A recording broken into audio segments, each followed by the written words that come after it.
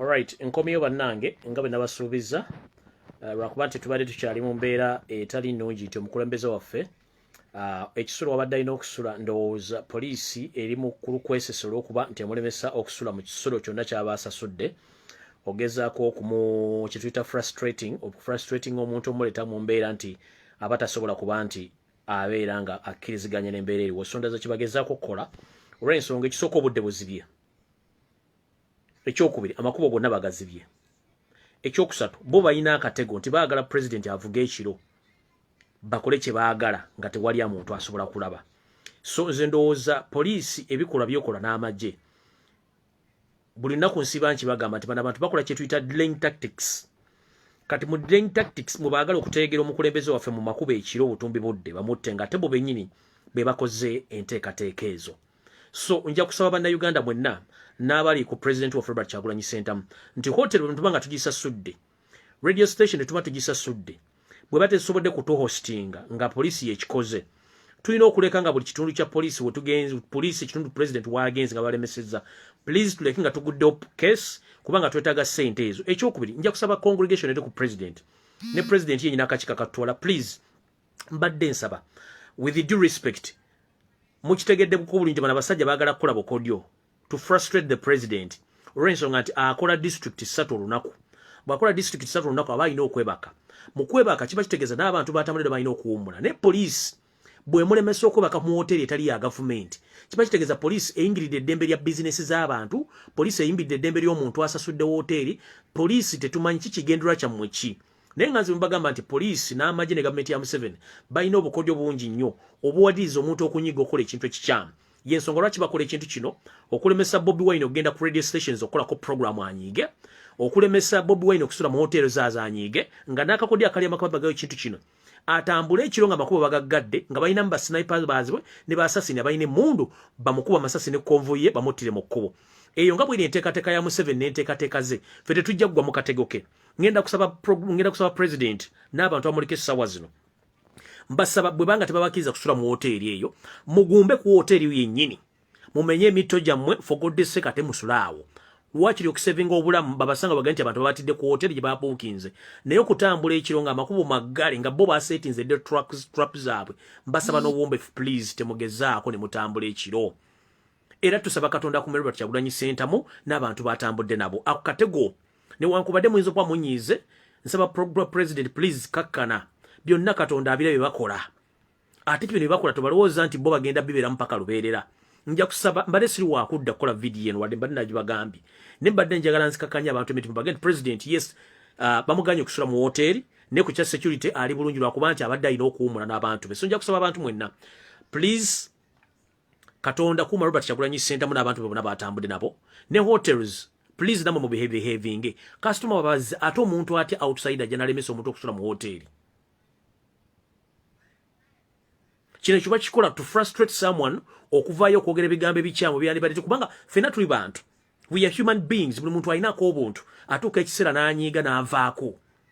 Kati bo kye baagala Robert Kyagulanyi Ssentamu anyiiga aveeko naye akyaganya obbalaga sayidi ye. Bo kye bagezaako nnyo mmunyirigirizira, kye bagezaako nnyo mmunyigiriza aveeko nekyo kyaganye. So nja kusaba president ne congregation mukiro please stay cool and stay calm. Byonna tujja biyitamu ne saagala mutambule ekiro bagenda batega mbotego benyini batadde red blocks babakuba amasasi kuba emission ya abaina basasini jukire emisate basobola kikola misana so nno kye basobola okukola ekyo. Njagala genda ku video ey'olwala nga bana bagenda kukola open roof era njagala gikola mangu nnyo tusobole okumonitoringa omukulembeze waffe ensonga kizaalimu. So njagala tutandika bwenti Uganda jemulaba Uganda tulina ebizibu bingi nnyo nga tuvudde ku politics tulina ebizibu nga ensi yaffe tulina ebizibu n'abantu abagibeeramu. Bwe twogerera ku nsonga zino twagala mbabuulira ensonga zino ekindeese olw'okukola video eno njagadde mu ntagiro omusajja gwe bayita Frank Gashumba nnono yeeyita nti ye superior nnyo mu Uganda era yasinga okutegeera eri abasajja bala mu Uganda naye entegeera yenza okusinda nga bwenjibala ya munguuba ate ayingirira entale zitamukwatako. Nze nno mmaze emyezi egiwera ndowooza ena nga soogera ku mwami oyo naye esimeji yavudde ng'ennawunyi ejjeezunga enoonya obasaze ebyayi okutandika okunnumba nga sinnamulumba. nze ntera nnyo okwogera ku muntu singa aba ali mu lukwe olwagala okulemesa enkyukakyuka oba ali mu kukologora kujjawo Robert Kyagulanyi Ssentamu lwe mulumba ndooza ndudde okwogera ku mwami oyo ne Simeje yanaawuuse okujja okunnomba atandika okunvuma ebigabo byanvumye mukulu nno njagala okwebaza mukulu Frank Gashumba ba mukulu Frank Kasumba webale nnyo webalire ddala kubanga nze mudde ekituufu baliwawo okunvuma kuba n'abanvuma sibaddiza omanye okuvuma kuba kusoomooza muntu kumanya biki bimufaamu naye nze nja kukwebaza okuba nti watutta obuvunaanyizibwa n'onvumamukko era nenkitegeeza nti osobola okuvuma ate engeri gye baliwawo okunvuma ate nga n'okuvuma si kitwala ng'ekikulu mba njala kumanya amagezi go bwe gategeera so mukulu Frank Gashumba o Frank Kasumba webale nnyo webalire ddala omulimu ogwo byonna ebigambo bujuwa bijje mukama abikoddizeewo naye njala sooka kubuuza ekigambo kimu gwe mu kutunulako bw'ondaba n'onneetegereza nfaana ekisolo kye wampise nti ndi mbizzi ekirungi bw'ompita embizzi nga naawe okimanyi bulungi nnyo gwe Frank ng'embizzi gwe ddere kasitoma waayo oli ensali ezisukka mu kilo 2 kudda waggulu kiba kitegeeza embizzi ekuwoomera ate nandirowoozezza nti enfaanayo yandibadde eyogera kituufu kikyoli bw'oba oyogera obanga ekintu ekiri awo ekyesittaza ekiri mu kikolwa ekiteetaagisa kwogera mu bantu wandibadde weetunula kumulaba omuntu gw'ovuma nti alinga embizzi nga ne bwayimirira tosobola kuyimirira nange naye nze njera okwebaza weebale nnyo ekikolwa kye wakoze okunnumba nga saakulumbye naye ndowooza kansoke nkubuuza ebibuuzo bibiri gw'olowooza oli sipiria nnyo mu Uganda okuba nti gwe gw'olowooleza nti abantu bonna obategeerera lojja bategeerera ekyo tekisoboka kati njagala genda ku katunnomba kano gwe wannumbye ze sinakulumbako mbadooza male maze emyezi ng'ena lwenasemba okukwatira mu kakodyo kwali oyagala okumanyira president nze sirumba muntu atalumbye Robert Kyagulanyi Ssentamu bye waŋŋambye nabyagadde nnyo webali nnyo webalira kubanga ekisolo kye wanvumye nti ndi mbizzi ekituufu embizzi ekuwoomera nnyo gwasinga ogirya ku mudaala gwayo kubanga mulira mu kiro njala kubuuza ekibuuzo kimu before nga sinakulumba nakugenda mu open battle Mr. Frank Gashumba with the due respect you need to respect Ugandans by all means you need to respect Ugandans because all of us we are Ugandans but you as an individual and some few who think that you are so special amongst others in Uganda. That is wrong. Oina passport ya Uganda, oine nanga muntu ya Uganda. You are not a refugee in Uganda. But the moment you talk as if you are a refugee in Uganda and you are not a Ugandan. The Constitution of Uganda states that all of us who were found in Uganda, or who are born in Uganda, all of us we are Ugandans. Na yegwe omwami otitibye otandika okusuusuuta kubanga mulina kyemuvuga ekintu kya mutu kimanyi Mr. Frank Gashumba ba Frank Kasumba njala kutegeeza kigambo kimu bw'oba ogamba nti wasoma era ng'omanya amateeka nga botegeeza abantu njagala obuulira abantu banda Uganda gwe bayita munda Uganda yaani era ayina kweyisa atya munda Uganda yenaye muntu azaliwa mu Uganda era yayina ebyogera byonna nga bya Uganda period ate fena tutubanda Uganda jonna yagadde okusomesera kuba nti video yaganye nga president ali mu nsonga mbi nnyo ezo by'okwerinda nakugambe njala kusomesa before nga sinakulumba kye tuyita Uganda yensi eyetongodde esanga bamba Uganda abali mu tribes ezisukka mu 10 n'omusobyo era buli muntu akkiriza mu constitution ya Uganda era ne tribes ziri mu Uganda zimanyiddwa mu constitution mukulu Frank Gashumba muli mu system ey'okubuzaabuza ofuge nga mwefudde mwe muli baspiria mutegeera olabiddwako ku mitendera social media ng'oyogera ebigambo bitakwatagana ng'opraisinga nnyo Abanyarwanda njala okugamba ekigambo kino nga sinatandika ekigambo kyetuyita Omunyarwanda ye muntu asangibwa mu Rwanda ne bogenda ku Google when you go to Google and you Google the country called Rwanda it's an independent country and the people who reside in Rwanda those are called Rwandese when you go to Google again and you Google the country called Uganda, it's an independent country. And the people who are found in Uganda, those are Ugandanese. You understand? So if again you come back to talk in public, please behave and talk like a Ugandan. Stop uttering nonsense words about Rwandese people. Because Rwanda is an independent country and Rwandese are found in Rwanda. Unless you think that you are a refugee, but you're holding a Ugandan passport, you say that you were born in Uganda, but you talk as if you are Rwandi. You are Ugandan and you should behave like any person who found in Uganda. Tuko innocence war or tunyumiza simanya Abanyarwanda nonsense. Ekyo tukiddangamu. Fenna tuli banna Uganda, tuzaliddwa mu Uganda, naye gwe watusanoga ati simanyi council for Rwandese. In which country? How many Ugandans have you found in Rwanda talking about the council of Ugandans in Rwanda?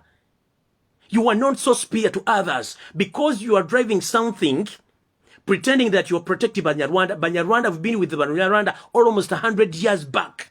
Some, they behave well, but you, an individual, and some who are governing the country right now, the refugees, you think that you are so special against others. No, that is wrong. And this must stop. Stop your nonsense. Gohenzo kola tukotegera mu Uganda, tubadde n'Abanyarwanda emyaka 10 babiga. Bafuka baganda bafanyiriza bamba senga bafamba jajja fi. Kati gobo wetu walanti opromotinga nya Abanyarwanda mu Uganda as if tuli mu Uganda. Bide bitwandi baddo bikula mu enseri independent. Passport join the Republic of Uganda. Why do you call a Rwandese? Why do you call yourself a Rwandese? You were in Uganda, you were born in Uganda. Why do you call yourself a Rwandese? Tolina kuddamu kweyita munyarwanda oli muna Uganda unless ng'ogamba mwine kyemuvuga okufuuka Uganda mugifule Rwanda. Era bwe public beda mwine kulya ng'onyumya about Banyarwanda mu Uganda. That is nonsense. All of us, we are Ugandans and we have equal rights. But gotandisa okustensioninga obunyarwanda bunnamwe obutaagala Uganda. Ate I salute all the Rwandese abadde mu Uganda nga mwagala Uganda ate nga mwagala change. Mbasalutinga. Kati nze njala bagamba fayida nkutegeze ku Gashumba asiriwala. Uganda nse yetongodde. Uganda yensi esangwa mu ggwanga ly'abantu. Ate Uganda yagala buli muntu alimu. Nze ndi against buli Munyarwanda yenna ayingidde Uganda nga bali mu nteekateeka okutwala eggwanga lya Uganda okulitwala okulijja ku bannannyini lyo.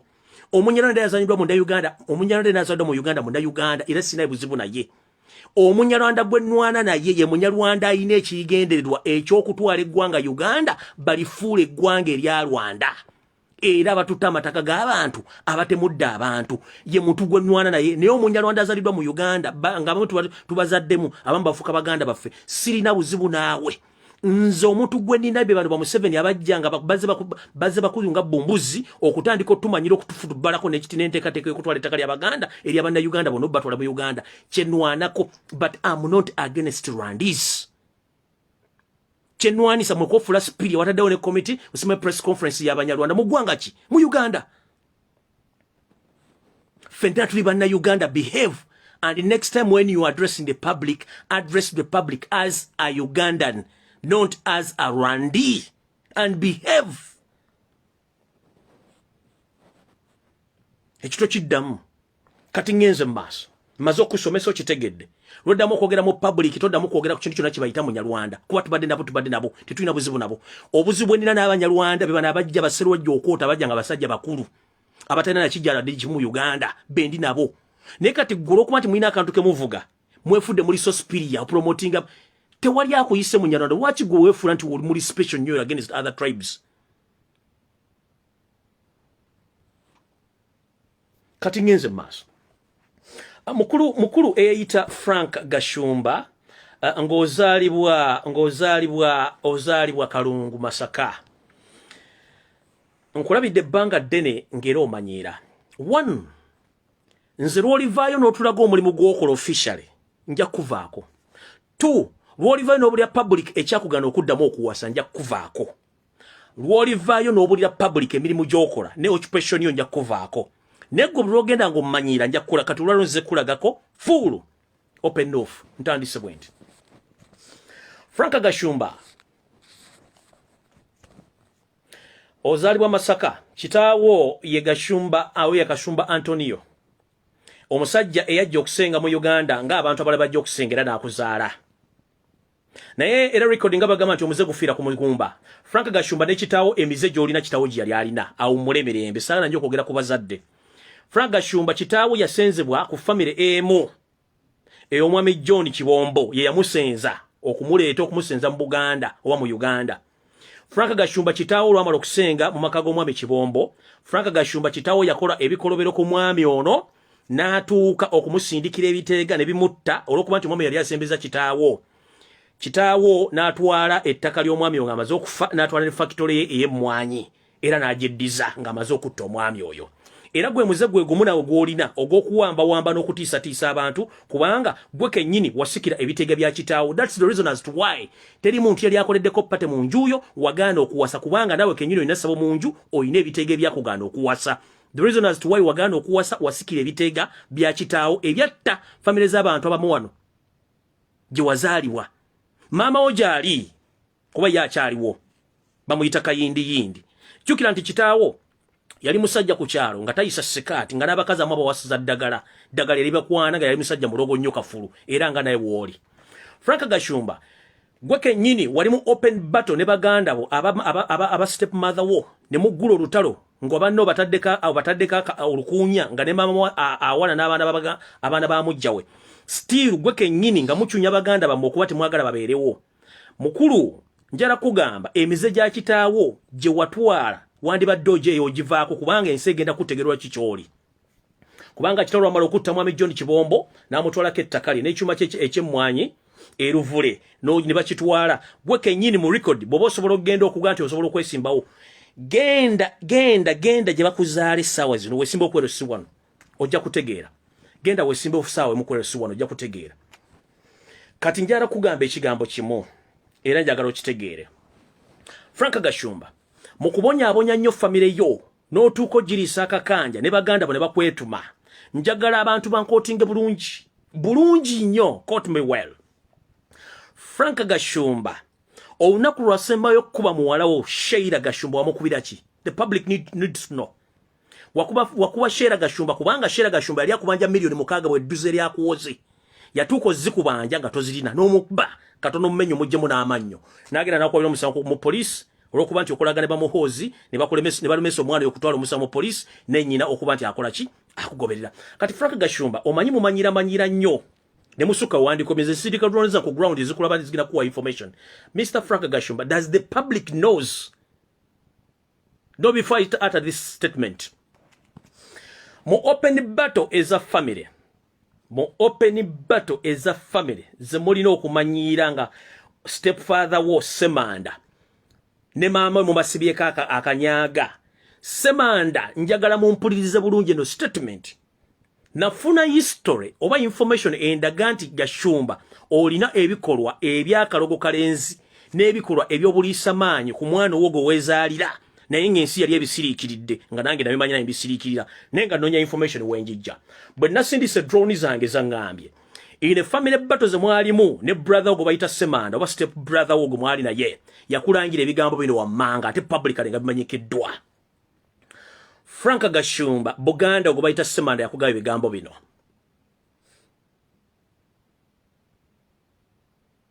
Frank Gashumba bw'otolilekera okubaka ku muwala wo ng'omukozesa mu bikolwa eby'ekikaba eby'ekikulu ng'omubakako tolifuna mirembe mukulu wo Semanda yabikulangira mu meeting yakugamba ebisirani byolina n'ebizu byolina bw'otolilekera okubaka ku muwala ku Sheila Gashumba ng'omukozesa mu bikolwa eby'ekikaba ojja kufuna emirembe kino nno ekigambo muganda wo kye yagamba kyakonyeeza era abamu ku bafamily members bategeezaako maama w'omuwala ono nti omwana ono omukozesa maama w'omuwala ono n'agezaako okujja okukima omwana ono amutwale kubanga ategedde ebigambo bino wakola olutalo ku mukyalo ono azaala Sheila n'omulemesa okubeera n'omwana ono mpaka lwamweddiza omuteekewwo the reason as to why walwananga ne God's planning amaze okutwala Sheila God's plan yali ajjeewo akamereko kewobakako day and night era yali source of income era Sheila Gashumba kubanga omubakako ne sente wali wazitwala lutalo olina ne God's plan okitegera so bobanga manyiranga abantu balanze tomanyiranga nze nagamba kolako profile nenji kuba ku social media gojja kudiringa nayo wampise embizi on what basis nakukoze eki Does the public know that you have been sleeping with your small girl or your little daughter all along, which even led to your wife to run away into your house to stay single? Kubanga yamanya ne information that jeni nati ekiganyo kuwasa ebinodo bedula musimena nina amasuka simensura masuka meru amasuka mukaga. Please, the public must know. Gashumba nyumba yo jolina oyina mu kisenge kiri special mwokolya witchcraft mwoyina ebisikire byawasikire biteega ebya kitaawo ebyatta omwami John Kibombo goma bucket takane factory eruvule emasaka gye bakuzaala guwa bisikira era ekisenge kyo tugenda muntu kyovola mbagaga bona bali mu Kampala tokola nko pate mu njuyo kubanga omanyi bajja kujja. The reason as to why it was not because you are not functioning, because you have an unbelievable witchcraft in your house. No woman can accept to marry you. Ekyense kimanyi. Ekyense kimanyi. bino byowozambo simanyi ensinja galechment mama wa Sheila okutuuka okudduka yadduka bibambulira wano ng'oyina ebiteega mu nju oyina n'essabo mu nju otakkiriza muntu yina kujja mu njuyo okitegeera ng'okimanyi bulungi nti omwana obadde omubakako ng'omukozesa the same time wamuwolako yakuwola sente za miliyoni 6 n'azikusaba n'omukuba emigga egyali gigenda omuntu kubanga God's plan yamutwala yamanya nti atwala source of income ate atwala mukazi wo era muganda gwe bayita Semanda yakulangira ebigambo bino mu public mu meeting ensi yonna ekimanyi the reason as to why era mwayawukana n'omukazi kubanga omukazi bamugamba family nti omusajja oyo akozesa omwana era Semanda naga bw'otaliva mu kukozesa muwala wo n'okugamba nti oli public figure ng'ate ekituufu kiri nti oyina emize emirala ekitamanyikiddwa mu public tegashumba olina gge okozesa basajja banno. Does the public knows that you are pimp? Public emanyi nti gashumba oli pimp? Otunda bawala waka ne ku international level botwale Malaysia Singapore kutundayo n'obakubira amasimba kuweereza sente zo. Waliwo omuwala omu Aisha wabeera wamufula girlfriend wabadde mu Kampala ebbanga ddene ng'omukuuja ekiwojjolo obumade from Friday yatuuka n'akwetama n'omutikka n'omutwale Malaysia n'abeerayo n'akola emirimu ne gimulemere n'atuuka okuba ng'asiraana ng'omukubira amasimu ng'ensewulira ng'omugantu yagala ssente zo ze wamutikira okugenda okukola omulimu ogwo. Omwana embeera n'emuyitirirako n'afuna n'ebizibu n'alwana ne banne n'afumirako omwekiso omwana ali mu kkomera lwakuba nti wamuteekako akalaaca ng'oyagala ssente zo ate nga nagula omulimu before nga tonatandika kutikka baana badota mu nsi za kwetunda e Kampala oli pimp ofunira abasajja abagagga abakazi ne babibakako. Does the public knows this? Does the public know nti oli mufere oli ku international level nti ofera abantu golodi? Does the public knows nti ofera abantu visa nobalimbo bawa visa no mano nojjako amasimu? Does the public knows nti oli musawo muganda kuli ku international level ogende South Africa n'oferera abantu ng'efudde musawo muganda?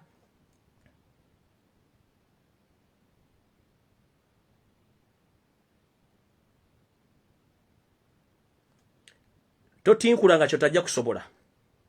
Baba wadde sente mu State House billion 3 zaba blogger. You are regarded as one of the bloggers on social media, but you fail kuba abantu bakutegeera. Wano lumu nakwata offside. Odiringa ne David Muhozi CDF mudiru zo kufera abantu gold bwezi backfiringa nokubira police abanene okutaasa midiru nazanya voice note nga General David Muhozi akubidde simu akubanja sereze za diru ya gold go fera no mugamba mukamange sina kintu kyodache nafunye walina kupaka mkadde ngodawo de General David Muhozi nakubire simu naga Frank Shumbo no muganda kupaka empya nzira wakane mukama wange sinafuna kintu kyonna sina kinafu nibe nabavu nafunye nakola ki nakuweereza. So please behave toda mukumanyira abantu oli mu Ferrari ku international level oli wiki doctor oli musawo muganda kubanga oyine biteega munju byotakiriza mukazi kuyingira mbajja bitegeera. Ekyokubiri oli pimp ekyo kiri kitegeere. Ekyokusatu lekera okubaka ku muwalawo olutalo ne mama Sheila alumanyi bulungi nnyo ne family erumanyi bulungi nnyo muganda wo Semanda yakikulangira mu public ngensewulira era omwava nga temwagala kubanga mwalina family wrangles oli mwana step brother wo yakikulangira nagamba gulo literera mu sino manti ojja kuterera mu nsi va ku biteega va mu kulya ebisiyaga va ne mukubaka ku muwalawo. So oddanga muno omanyira abantu nze tomanyira nja kwambula nsobola okuleetera abantu bofeze visa bo nebbanga lyonna nga sereza botozi bawadde n'otukobanga basibisa mu makomera ng'obasetingira police bakwate. The reason as to why you fight hard so that this regime remains in power, because you a criminal.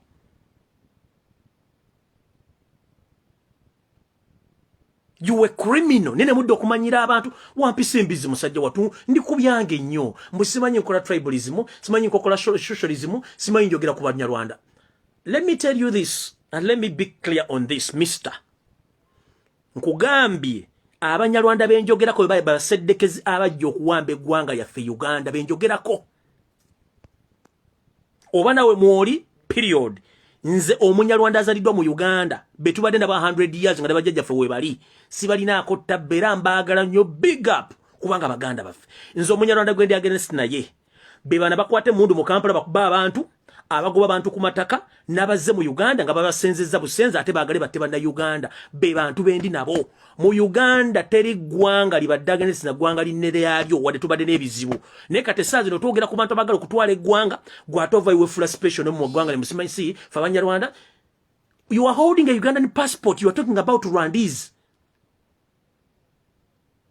What do you You are holding a Ugandan passport. You are talking about Rwandese. We are all Ugandans. So please, next time if you are addressing the public, address the public as a Ugandan, not a Rwandese. Because I stated in my statement that if you go to Google and you Google about Rwanda, they will tell you Rwanda, it's an independent country. And the country where Rwandese are found. If you go again to Google, you Google about Uganda, it's the independent country. Which country Ugandans are found in that country? So whoever found in Uganda is a Ugandan. How dare you? You are holding a Ugandan national ID. You are holding a Ugandan passport. You talk about Rwandese. And you are trying to implement your nonsense in your head about the Rwandese. All of us were Ugandans. Next time when you're addressing next time when you're addressing the public, dress the public as a Ugandan. That nonsense of smells Banyarwanda, that is bogus. There are so many Banyarwanda in Uganda who settled in Uganda peacefully and they love the country. But we are talking to the mafias who wish to eliminate the entire population to take over our nation. Those are the people I'm fighting with. So if you are among those people, I will be against you. But if you are not, please sit and relax. Take a glass of water. Nze sina kumanyira kuwavudde mu bbanga n'ojja n'omanyira. Ate kyemmanyi guwampisa embizi n'embizi baŋŋambe gwesinga okuwoomera. Kubanga banga gwotumya kilo 3. Era ekikulala mu gym kusala weight ya mbizi gy'olidde. Ate munnange gy'okoma okulya ekintu ekifaanana. Kati gwange ndinze ndi mbizi. Naye tutunula bulungi nnyo mu public Gashumba. Naddala ng'oli mu dduyiro ofaananira ddala embizi kubanga n'ennyindo eringa akagatto k'embizi. Public kale bwetunuulira. Wetunuulire. Tunuulira nse wendi. Atoli yagala kunda bako physically. Toli yagala ko kunda bako physically. Tojja kukyagala. Go wanting kudenza nade sikuliko ngo ndibyange. Nokola press conference oli kunze no ngambo ninge obusayi kiri ebitake kiringa embizi no nga ninge embizi. Nenze ku information genda gwa kyasinze okuli embizi mu Uganda. Ate bo oli ennyo embizi ogifaana na Gashumba wetunuli ennyinde kulinga kagatoka embizi. Olumwesu ko nefaana ngo muula gwa fene. Mwayi mujja muzungira kuba temumanyi. Wakola office mwoli boga nti muferera abantu watekamo bitabo kyokanga ne tusobola kulagana nsomayo ndi wasoma amalako senior 6 kubanga mu kimaye kola office ne muziteka mu sene nga bafere babeera okwatracting abantu ku international level kujja mu okubabbiramu bo muntu watuka mu office ngala muri kibaga nti ndi ku musajja mutufu kumba ali ku mufere.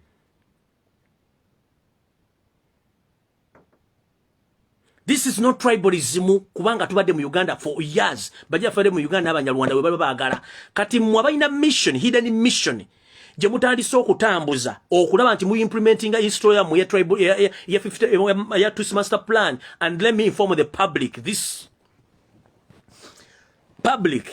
message goes direct to all Ugandans that Frank Gashumba he's the manga the clique of Rwandese who pretend that they want Uganda, but indirectly at night they hold meetings. They hold secret meetings and they try to discuss issues, how to eliminate and how to decrease a number decrease the number of some tribes in Uganda so that they can take over their land. He is among the master planners.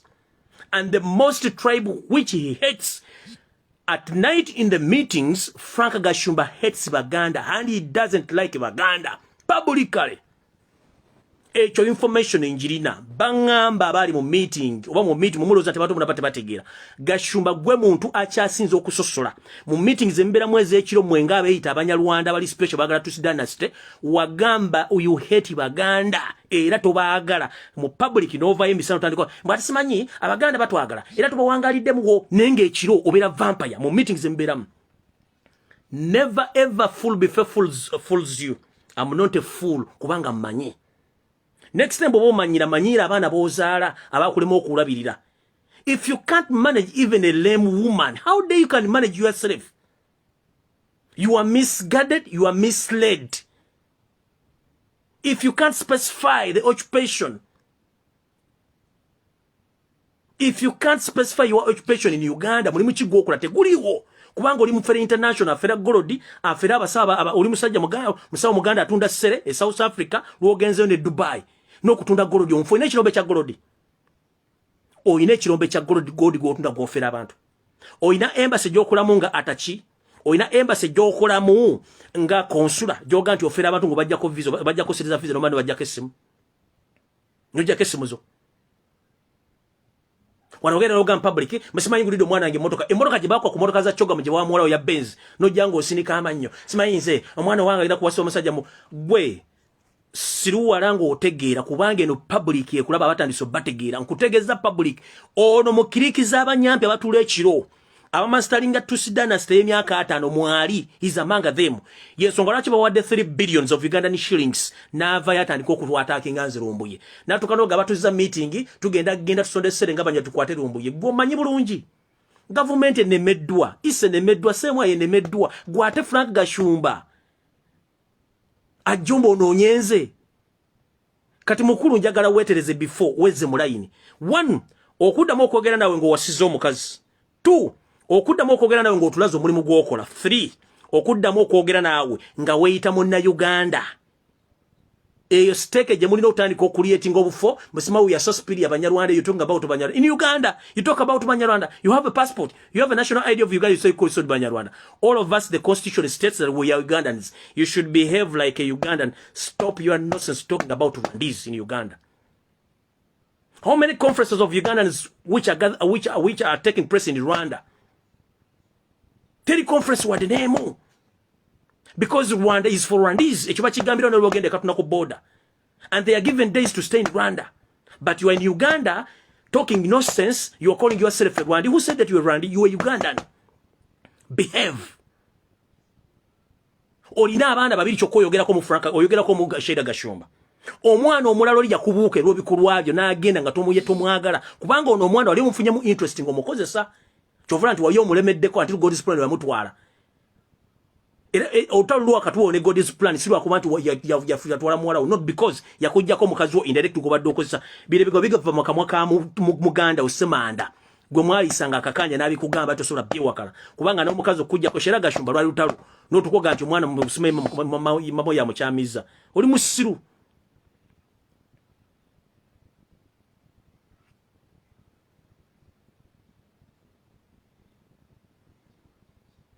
toddamu kumanyira bantu wano wakola chikampuni musime simu ka Uganda sisimu ka Uganda kivuna tisimu ko kubaka sabuni that's all kyosobola gwe CEO wa simu ka tukubaka sabuni kubanga kyosobola tulina kyosobola simu ke kyakoze ina factory etunda bizigo etunda ngate etunda sabuni etunda ki bantu bamekabe wadde emirimu simu ka Uganda bantu bamekabe ojjeke emirimu nga sereza ba capital mubye mbogamba wafunira visa ngoita mu kitongole kya simu katukubaka sabuni so please CEO simu katukubaka sabuni Uganda Limited and company advocate bobo sirwa ya kubana sinze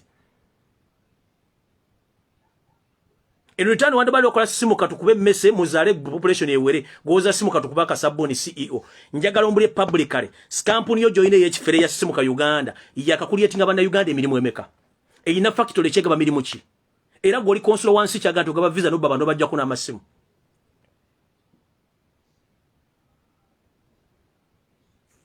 danga muno manyira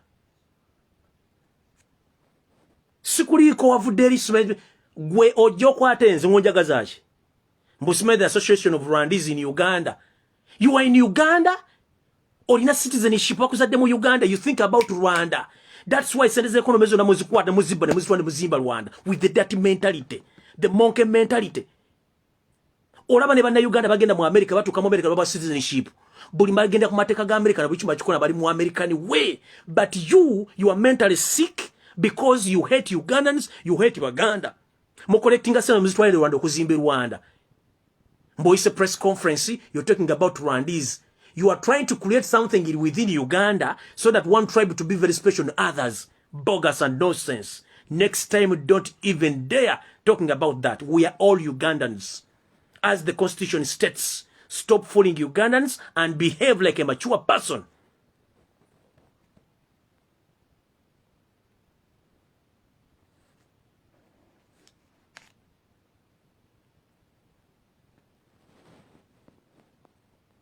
mwafunye billions 3 ku billions 10 ezafulumye billions 3 zaba upcoming artist billions 3 zibadde zaba bloggers you among the bloggers bakuwadde sente ne muteka conference on how many occasions have you ever organized press conference nga ziri developmental towards Ugandans apart from receiving money from the government on the portion of 10 billions you came out you organized your fellow yaya and mafias who are in Uganda but pretend that they love the country while each and every coin they get they take it back to Rwanda. You are not contented with the press where you are.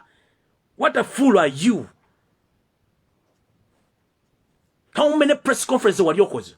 It was because I'm struggle kubanga mwena muri banyampi. You pretend that I'm very motivational speaker. Which kind of motivational speaker? You can't motivate yourself. If you pretend to be a motivational speaker, first motivate yourself, get married. Any responsible man worldwide is supposed to be married. If you can't take care of a single woman or a lame woman in public, how dare you talk in public? You go smile exercising and Father's Union. How dare you teach a teacher? You are not a teacher, but you teach teachers. How dare you?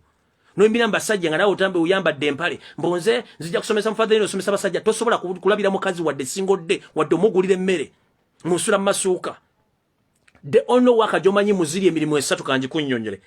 Kufera busawo Buganda na kukuwa na bashuga mami bayina sente kuba wachogera gupamwini publicly tyabakazi bali mu Kampala fatu kubira amasimu ne tujja ne mugenda ku maduka agebei yembasanga chomanye kichokka yemirimu jomanyi nafuka pimp kutunda bana babano mbasajja bagaga mu Kampala nga nomu Aisha omuntu aligundi Malaysia jali avundira mu komera ngomazo mu bakake banga lyonna nasala wa kuddukeko ngombanja sero mutade ku pressure nze sikola losi naga sigenda kujja makago kuwasaamu niwe mpulya bulizi tigundi azera nja kugoba n'omuggo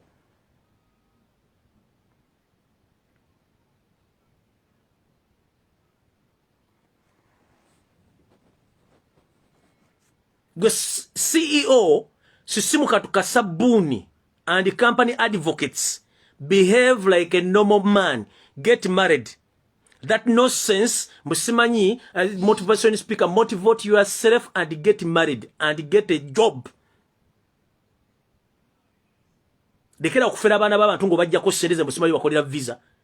Lekera okufera abantu golodi kuba tolina kirembe kya tolina kirombe kya golodi. Nga ne nyumba gyosulamu opangise mu Kampala tolina mpapula nakusaba delete mpapula data documents ezogera ku nyumba ewagano zirina kubanga tumanyire landlord wo. Gyosasula sente. Tokkiriza ko omuntu kubeera mu nyumba kubanga enyumba ogimanyi eri mwesabo teri mukazi asobola kubeera mu nyumba yo nga muli mwesabo. Oddamu otumanyira. Kukyale bikolwa kitawo bye yakola mukama muwumuze mirembe bigenda bikugoberera.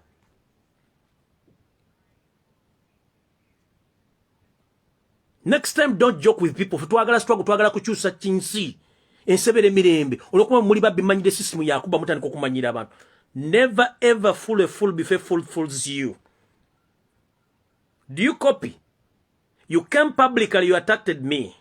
I wasn't aware about that attack. Because you got the money from the government. Which money is taxpayers' money? Mafunye 3 billions mu sharing. Bona wali mukakirabu kali akamire empeke gendo mire empekezo. Kubanga butabika yajjula abantu balina mental problem, balina mental cases nyingi. So if you are among that group, please go and visit the doctor before it's too late. Butabika is still open. Then coming in public, you start to utter nonsense. You are holding a Ugandan passport, a national ID for Uganda, but you are in public, you are talking about Rwandese nonsense. We've been with Rwandese almost for 100 years. We love them, they love Ugandans. But you, the Bukukons, or the groups of mafias who think that they are going to take Ugandans for granted, you still have that mentality of stealing money and take back the money to Rwanda to build Uganda. You are the same caucus. And at night when you are in those meetings, you talk open that you hate Uganda, and I've got the information. Go slow. Behave. Nchiddamu nga maliza video. Nze ng'omuntu njagala change. Nze ng'omuntu njagala Uganda bana Uganda bonna abalimu. Nze ng'omuntu sirina buzibu na munnalwanda yenna kubanga tubazaddemu, tubakuliddemu ba Luganda mikwano gyaffe. Era buli munnalwanda yenna munnayuganda nkutumiddeko bale kubeerayo. Omuntu gwendi against naye. ye munyarwanda efula spiria ye munyarwanda amyaga ebintu by'abantu ye munyarwanda afuze Uganda emyaka 35 natandika okutaba na Uganda wano teri mu government ya muntu yali badde open natandika okuba amasasi mu public wetyo singa obadde motivation speaker instead of coming attacking me Lumbuye who said that I'm tribalistic, why don't you condemn the acts of the government which occurred last week during the demonstrations when Kyagulanyi Robert Sentamu was arrested and taken to Nalfenya? Almost 127 Ugandans lost their lives in that riot. You didn't come out to blame the government or to question the police, but you came out publicly attacking Lumbuye. Am I the one who have been holding those guns killing people? Pin this finger in your ass and keep quiet. I repeat it. If you can't condemn the acts of government of killing Ugandans because you are paid money to come and attack Lumbuye fled, pin this finger into your ass and shut up. Never ever fuck with me.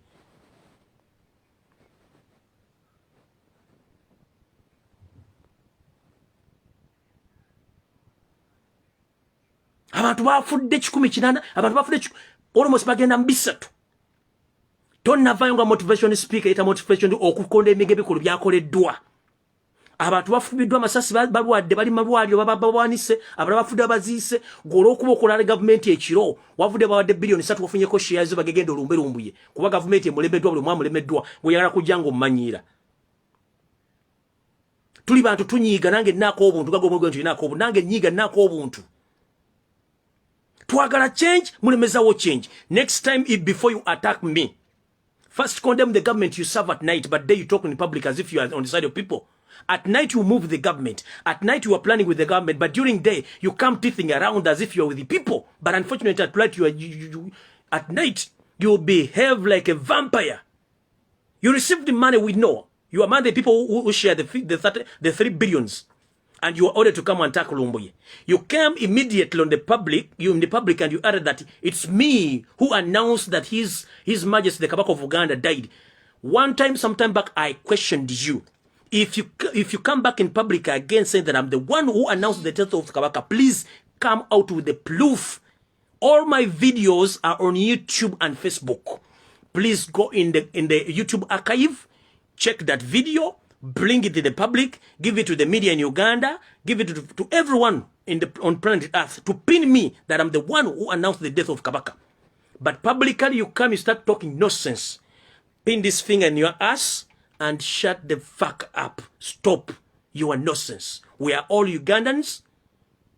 We are ruled under the Constitution of Uganda. Never ever attack someone who doesn't attack you.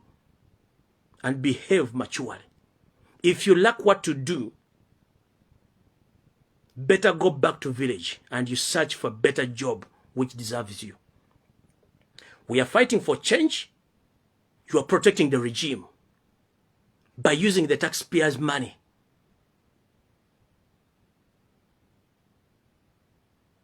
I'm basing on the Constitution of Uganda, which states that we are all Ugandans.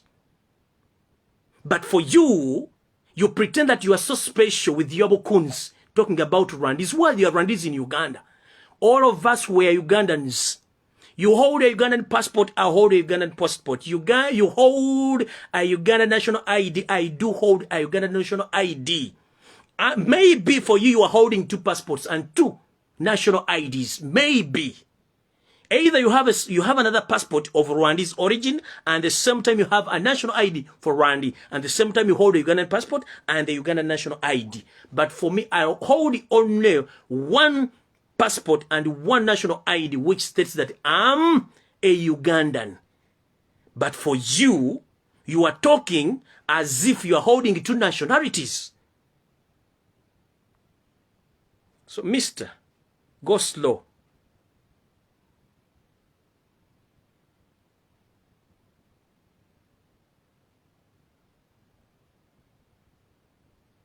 Go slow. Febozanyirako tuli balala nnyo twakulira mu ghetto embera tugimanyi. Nawe waliko mu ghetto no fera sede no funa mukisa no zifuna kanate mmanyira abana baagala change nga government yono na sedeza bezo mu omusolo ojjo sirika ebinyo kubanga mwafu na musula mukali na sedeze mwafira mufera bana Uganda sedezo sende almost zofunyezo nazo no zifeze kubanda Uganda kanate ojjo tumanyira. siwentera okuba niyo omusajja ono yanyiziza era munansonyiwa sitera kozesa lulimi munansonyiwa kubanga omwami ono bafunye sente yavudde eri mu bbanga najja nagamba ero kisajja kiri ettake sime kitulanga embizi bw'omuntu aninga embizi ate nga yeesinga omuwombera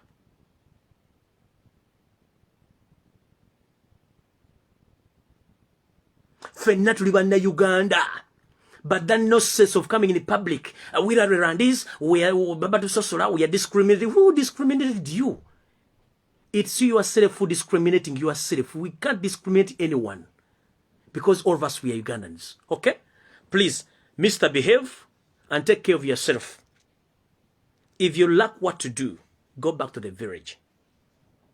May God bless you and may God protect Ugandans. Stay blessed in Bagara. Next time boddamu nja kulumba de mu kitanda nja kulumbayo. Mukama akubyo mukama abawe musingo okwagala ngenze. Nja kujja kati n'obujulizi ndete nja kujja n'obujulizi obulaga abantu bonna Kajjubi baba yali akufezeeko yali akubyeko yali kwabuddeko nga yali akozeko ekikolobero jangu mu inbox yange nja kusomesa mpaka ebisuru ne kutegeera gwalugulidde ku pata.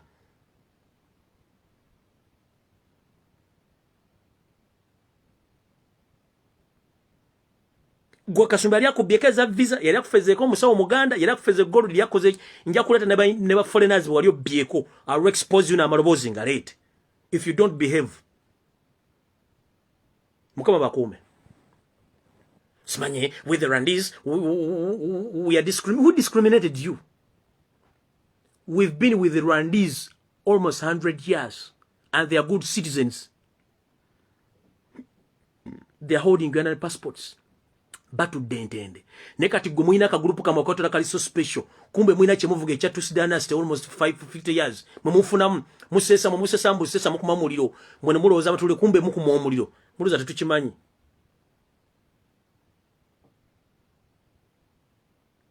Mweraba.